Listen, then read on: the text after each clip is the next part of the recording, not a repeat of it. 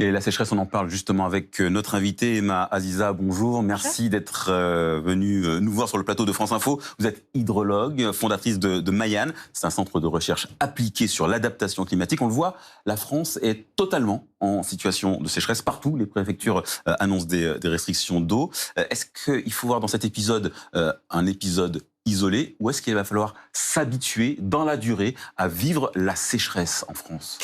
Eh bien, on a toujours vécu effectivement des épisodes très isolés. Si on regarde juste le mois de juillet, qui est aujourd'hui le mois le plus sec jamais recensé, on voit qu'en 1961, on avait déjà une année historiquement sèche durant ce mois de juillet. Donc en fait, on a toujours eu cette variabilité naturelle. Là, ce qui se passe, c'est quelque chose d'assez nouveau, c'est-à-dire qu'on accumule les années qui se suivent et on sort d'une variabilité naturelle où on peut avoir des pics vers le haut ou d'inondations, de sécheresse, mais on passe sur quelque chose qui est plutôt une tendance, c'est-à-dire que 2017, 2018, 2019 et 2020 sont des années historiques de sécheresse. Chaque année, elles nous ont raconté quelque chose de différent. Tous les territoires qui ont été concernés une année ne le sont pas spécialement l'année suivante. Par contre, le constat est général sur l'intégralité de la métropole. Ça veut dire qu'il y a un problème désormais d'équilibre entre les années sèches, les années plus humides, et donc on ne trouve plus le point d'équilibre pour réalimenter les nappes phréatiques, par exemple ? En fait, ce qui se passe, c'est qu'on a le même constat, c'est-à-dire qu'on a vraiment une sécheresse historique et généralisée.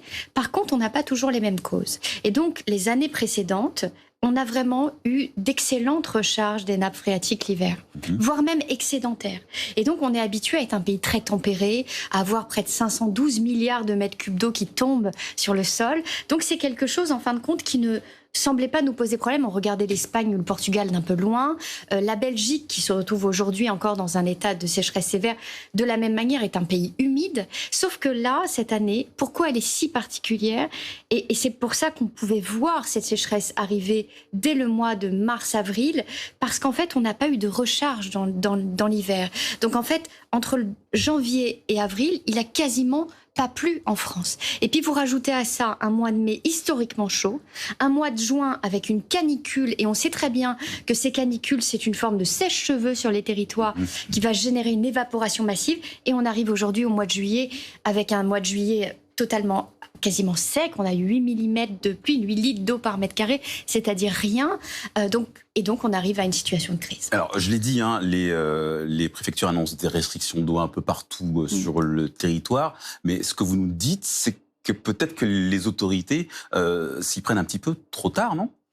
Alors, les autorités s'y prennent à partir du moment où elles voient que le seuil dépasse un niveau de crise. Donc, elles ont quand même au moins ce système qui permet de manière graduée, en 4 niveaux, d'arriver par étapes à des restrictions. Parce que le problème, c'est qu'à partir du moment où vous avez beaucoup moins d'eau, eh bien, se mettent finalement tous autour de la table, tous ces utilisateurs qui veulent partager le même gâteau. Sauf que si à un moment donné, il est bien plus restreint, eh bien, on se retrouve face à des conflits d'usage. Qui va utiliser l'eau ? Est-ce que ce sera demain les établissements de plein air, et notamment, par exemple, le lac de Serponçon, qui derrière a une activité économique très forte durant l'été, ou bien est-ce que ce sont les barrages hydroélectriques ?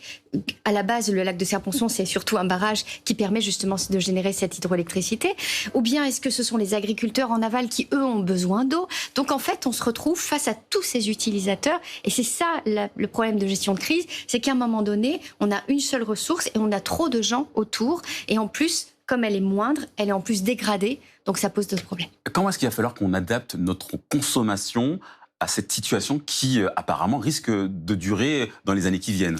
Alors, en fait, il y a vraiment des solutions pour chaque type d'enjeu. Si on parle de l'agriculture, je sais que j'entends très souvent le fait qu'on nous dit « mais pourquoi est-ce qu'on laisse ces rivières partir comme ça dans la mer ? On perd cette eau, on est en pleine phase de sécheresse. » Et finalement, la personne lambda qui derrière se pose cette question, c'est quelque chose de logique. Sauf qu'en fin de compte, il faut comprendre qu'on est dans un cycle de l'eau avec un équilibre. Si vous n'avez pas cette eau douce qui, à un moment donné, arrive justement dans cette eau salée, eh bien, vous déséquilibrez l'ensemble des espèces, l'ensemble des chaînes trophiques, donc des chaînes alimentaires, et donc vous allez avoir un effondrement des espèces. Donc, en fait, on a besoin d'un cycle de l'eau équilibré, on a besoin de voir couler l'eau et de la voir aussi partir, mais par contre, derrière, en amont, il faut faire en sorte que les terres puissent recevoir beaucoup plus d'eau.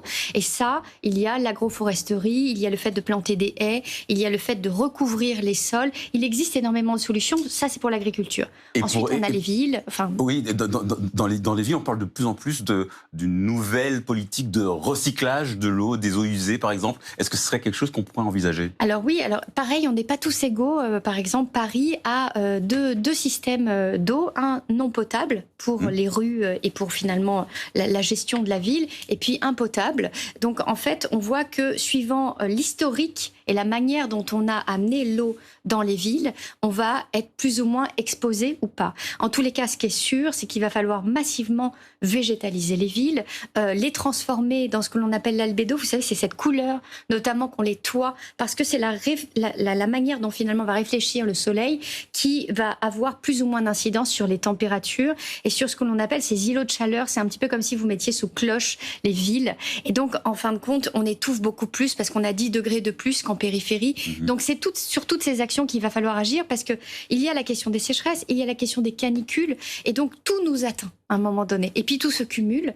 et on arrive encore plus à une situation où là, on voit très bien qu'avec une nouvelle canicule qui va arriver cette semaine en France, eh bien ça va encore un peu plus accélérer ce problème. Donc c'est quelque chose qu'il va falloir maintenant très rapidement regarder, voir tous les utilisateurs et essayer ensemble de construire demain de manière plus résiliente. Merci beaucoup Emma Aziza. Je rappelle que vous êtes hydrologue et fondatrice de